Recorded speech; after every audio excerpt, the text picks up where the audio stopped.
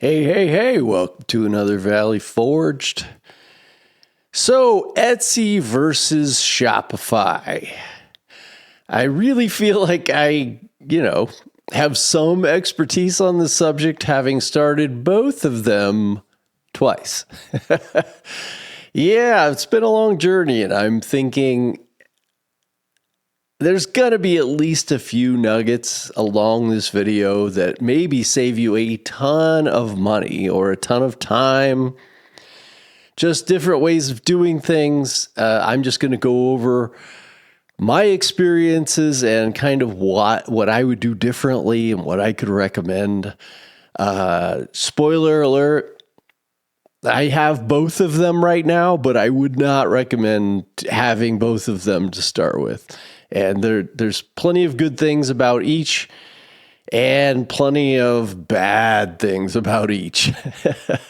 I mean, my first thought, I just was going to start at Etsy. That's what you do, right? I make laser made goods. I have lots of fun things to make. I was just getting started. My first few farmers markets were going really well. I was super happy. I mean, I love lasers. I just love everything about it. So however this is going to happen, it's going to happen because this is what I want to do. And so right off the bat, I'm like, this is happening. So I put a couple of my projects on Etsy. I wasn't very good at this, to be honest, but like I said, the stuff was selling because I was a beginner and I was excited, and people loved buying from me personally because of my enthusiasm and excitement.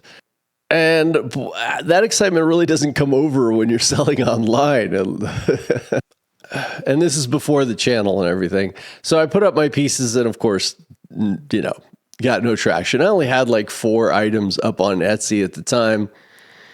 Really just going nowhere in the algorithm. Nobody sees it. And this is, 5-6 years ago, when even before COVID, when, Etsy was doing pretty well and it was possible to get noticed. I just didn't.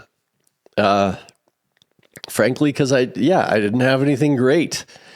But I was thinking anyway, I was seeing these channels that were like, Etsy's too expensive. So I was thinking, in the end, I just want to start my own store. So I create my own customer and I have my own hype and everything. So I went over to Shopify. I had already made a few websites before, so I wasn't completely intimidated to do all of that myself.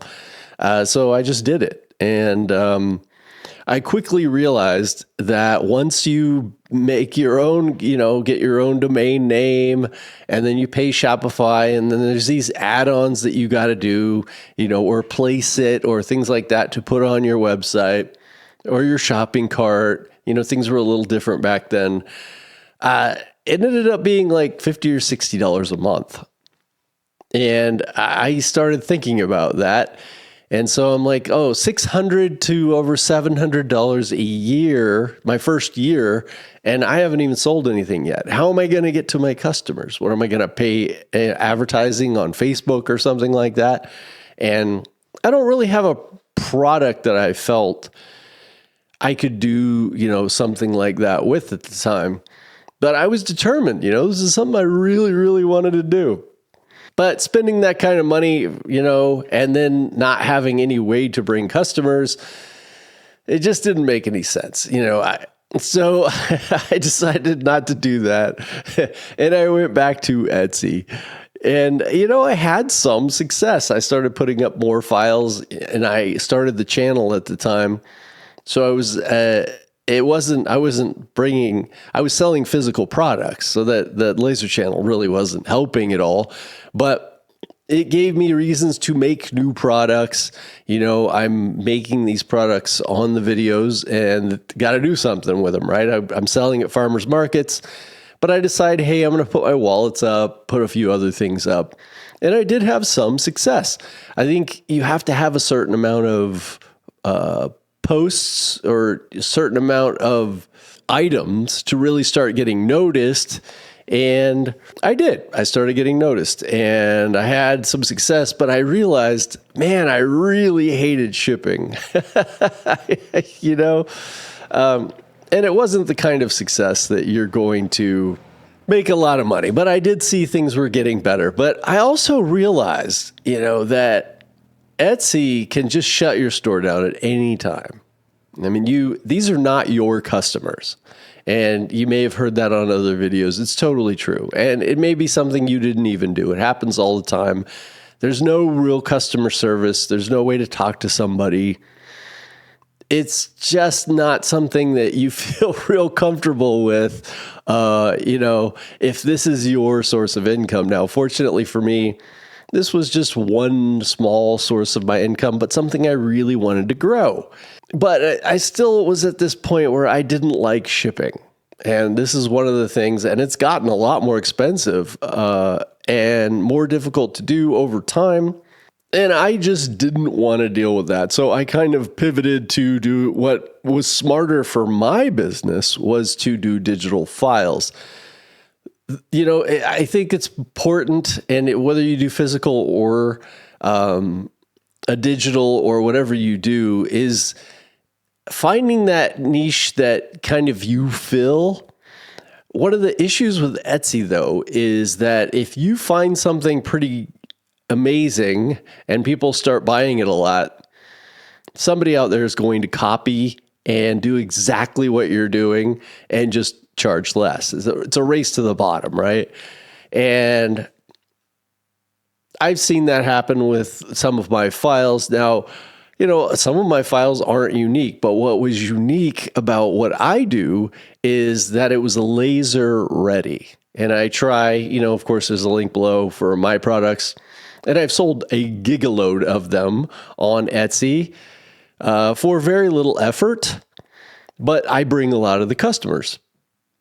But this wasn't true when I first started.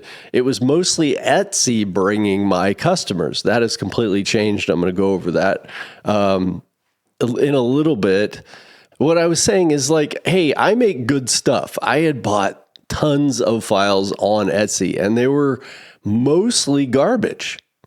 I mean, there would be places where they weren't connected, a lot of PDF files, but even a lot of the SVGs or whatever, they just didn't work. And I had to do so much modification to actually use them for making videos for you all. So I had to get better at Lightburn, and I focused on making Lightburn ready files. And I think I've been successful at that. And of course, I get better and I update these files over time. But I feel good about what I do. And I think I'm providing a service that people want. And so for Etsy, that was working. People were loving it. People were happy. I got very few complaints. And sometimes nobody would complain. And then I would get a complaint and be like, oh, they must be wrong. And they ended up being right. Sometimes people don't say anything, and they absolutely should. But, as I said, I'm getting better. But what I noticed is that either people are copying my files or whatever's happening, my sales would continuously go down on Etsy as far as the organic traffic. But as far as the traffic that I was bringing was going way up. So in the end, Etsy at first was bringing 80% of my sales, and now they're bringing about 10 to 20% of my sales.